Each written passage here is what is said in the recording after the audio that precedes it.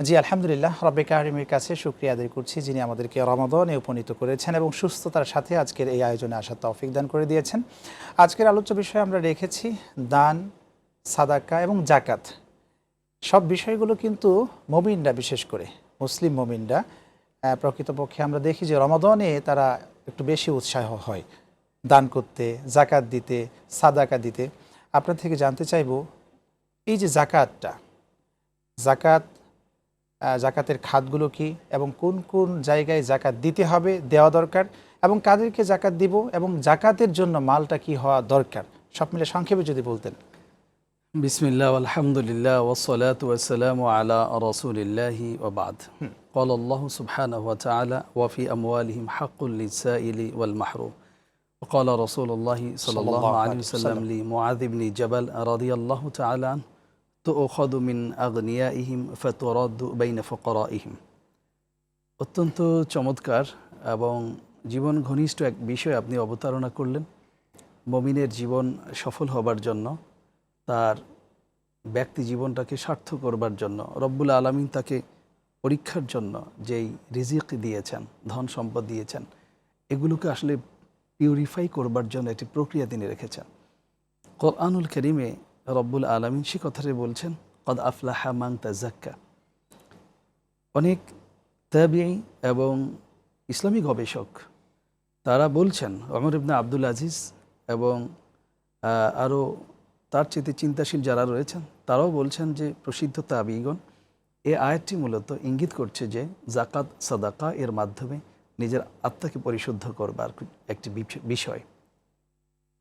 আরেকটি আয়াত যদি আপনি দেখেন, ওয়ালা তুলকু বিআইদিকুম ইলা তাহলুকা, তুমি তোমাদেরকে ধ্বংসের হাতে ন্যস্ত করে দিও না।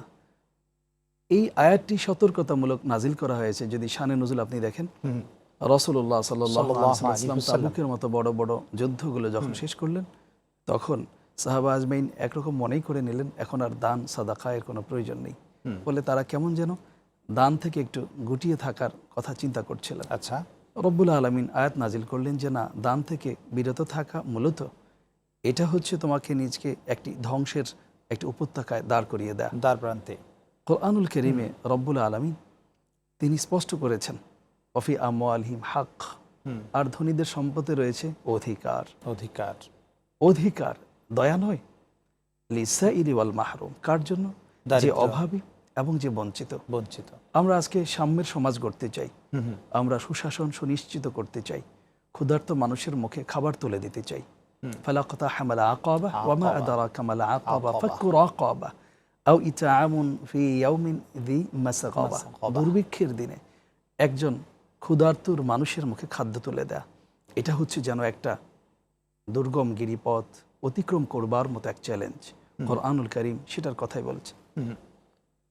সূরা তাওবার ৬০তম আয়াতে রব্বুল আলামিন ফারজিয়াত জাকাত প্রদানের খাতগুলো সারিবদ্ধভাবে এক এক করে আলোচনা করে বলছেন, ফারিদাতাম মিনাল্লাহ, আল্লাহর পক্ষ থেকে ফরজ করে দেওয়া হয়েছে। কোরআন পাকে রব্বুল আলামিন তিনি বলছেন, ইন্নামা সাদাকাতু লিল ফুকারা, আর সাদাকা দ্বারা এখানে জাকাতকে উদ্দেশ্য করা হয়েছে। সকল তাফসির কারক একমত।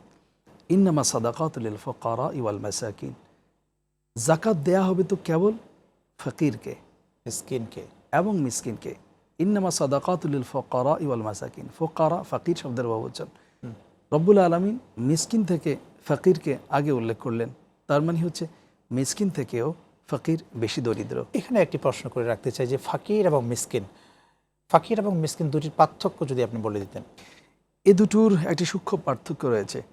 এটা হলো ঈমান এবং ইসলামের মতে মূলত ইদা ইজতামা ইফতারাকা ও ইদা ইফতারাকা ইজতামা।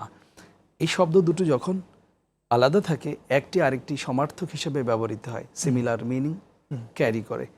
কিন্তু যখন শব্দ দুটো পাশাপাশি হয়, একত্রিত হয়, ওদের মাঝে একটা তাত্ত্বিক এবং সূক্ষ্ম একটি পার্থক্য বেরিয়ে আসে। রব্বুল আলামিন মিসকিনকে পরে আনলেন, ফকিরকে আগে আনলেন। ফকির মানে হচ্ছে মান লাইসা লাহু শাই, যার কিছুই নাই। নেই, আমরা বলি রিক্ত হস্ত,